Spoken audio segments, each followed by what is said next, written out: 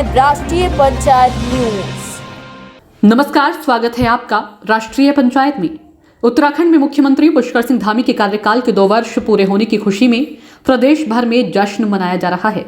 धामी सरकार की उपलब्धियों को लेकर काशीपुर की चैती चौराहा स्थित शिवाय रिजॉर्ट में भी भाजपाइयों के द्वारा जश्न मनाया, जिसमें भारी संख्या में पार्टी पदाधिकारी और कार्यकर्ता शामिल हुए।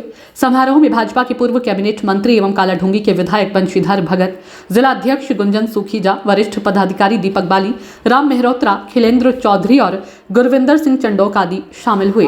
क्या क्या उपलब्धियां खासकर जरा शॉर्ट बताइए कि क्या क्या उसमें करा है और क्या आपका आगे करने का प्लान है। धामी सरकार यानी उत्तराखंड सरकार के ऐतिहासिक 2 वर्ष पूर्ण होने पर मैं आपके माध्यम से, अपने मीडिया के बंधुओं के माध्यम से अपने प्रदेश की जनता को, देश की जनता को बहुत बहुत बधाई देता हूँ, बहुत बहुत शुभकामनाएं देता हूँ। होली के पावन पर्व की अग्रिम शुभकामनाएं आप सबके माध्यम से इस प्रदेश की जनता को, इस देश की जनता को देता हूँ। और उत्तराखंड सरकार के ऐतिहासिक 2 वर्ष जिसको लेकर अभी यहाँ गोष्ठी का आयोजन किया गया और इस गोष्ठी में इस क्षेत्र के सभी समुदाय के लोगों ने यहाँ पर प्रतिभाग किया। और जैसा हम सब जानते हैं कि उत्तराखंड एक छोटा सा प्रदेश है, हमारे युवा मुख्यमंत्री जिनके ऐतिहासिक निर्णयों ने इस प्रदेश की पहचान पूरे विश्व के अंदर बनाने का काम किया। अभी चाहे यूसीसी को लागू करने की बात रही हो, हम सब ने देखा कि इस प्रदेश की जनता के साथ साथ इस देश की जनता ने धामी सरकार के इस ऐतिहासिक निर्णय को सराहा।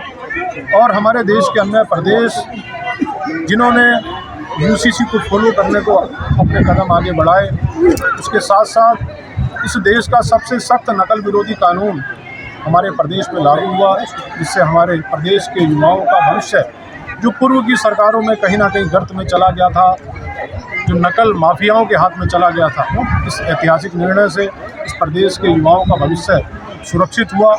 और इस सबसे सख्त नकल विरोधी कानून को भी हम सब ने देखा कि अन्य प्रदेशों में भी लगातार उसको फॉलो करा जा रहा है। हम सब ने देखा इन्वेस्टर मीट के माध्यम से लगातार इस प्रदेश में बड़े बड़े उद्योग घराने यहाँ पर अपने उद्योग धंधे लगाएं, इस प्रकार की योजना रचना भी इस सरकार के माध्यम से बनी है। और इस प्रकार लगातार ऐतिहासिक निर्णय, चाहे महिलाओं को क्षैतिज आरक्षण देने की बात हो और चाहे वह पेंशन हमारे बुजुर्ग दंपत्ति पति पत्नी दोनों को देने की बात हो, चाहे वह पेंशन जो पहले 1200 रुपये थी उसको 1500 रुपये करने की बात हो, पहले जो पेंशन 3 महीने बाद आती थी उसको हर महीने देने की बात हो।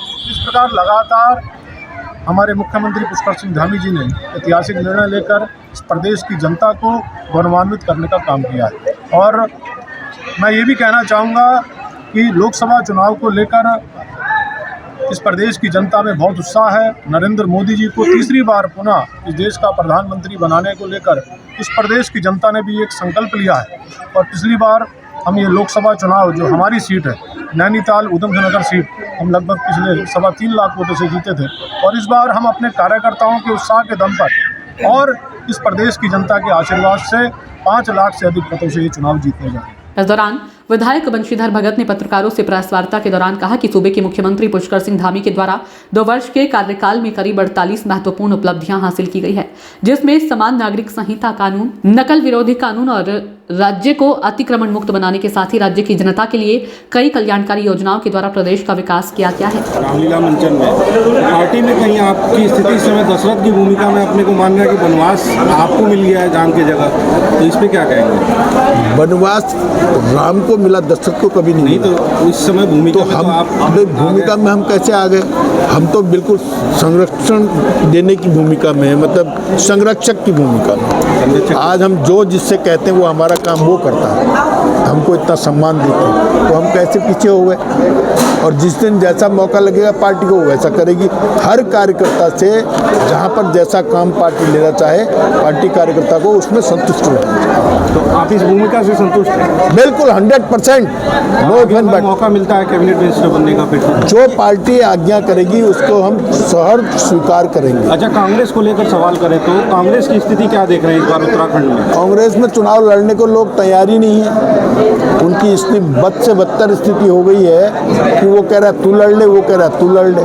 बड़ी मुश्किल से 3 क्षेत्रों में उन्होंने कैंडिडेट दिए, 2 में अभी तक नहीं दिया। तो ये स्थिति उनकी बड़ी दयनीय स्थिति प्रदर्शित करती है। भगत जी, आप विकास की बात करते हैं, आप काशीपुर में आ जाइए, 2 समस्या आज भी अभी देखिए, जहाँ जिला बना काशीपुर ना फ्लाईओवर बना, इस बारे में क्या कहते हैं यहाँ के लोग नाराज हैं? देखिए, फ्लाईओवर का काम, कोई भी चीज़ जब शुरू होती है तो अंत होने में टाइम लगता है। हम घर का मकान भी बनाते हैं तो मकान बनने, अब हम दिल्ली जाते हैं, कई फ्लाईओवर बन रहे हैं तो कितना टाइम लग रहा है। हरिद्वार देहरादून आते हैं दिल्ली से तो कितने फ्लाईओवर अभी बन रहे हैं। तो यहाँ का भी फ्लाईओवर बनेगा, उसमें कार्य प्रगति लगभग बन ही चुका है, लगभग पूर्ण होने की स्थिति में है। आगे बहुत अच्छा ये सर बहुत अच्छा कुमाऊं में होली आ रही है, अच्छा गाते, जरा 2 लाइन गा दीजिए। मत मारो मोहन पिचकारी, मत मारो मोहन पिचकारी। विधायक बंशीधर भगत ने यह भी बताया कि लोकसभा सामान्य निर्वाचन 2024 में भाजपा को मजबूत बनाने के लिए अजय भट्ट को नैनीताल सीट से सांसद प्रत्याशी बनाया गया है। भगत ने कहा कि प्रधानमंत्री नरेंद्र मोदी का उत्तराखंड से विशेष लगाव है, उनकी योजनाओं से प्रदेश की जनता को बहुत राहत मिली है। आगामी लोकसभा चुनाव में भारी बहुमत के साथ फिर से नरेंद्र मोदी को देश का प्रधानमंत्री बनाना ही भाजपा का मूल उद्देश्य है। काशीपुर से संवाददाता ललिता कौर की रिपोर्ट।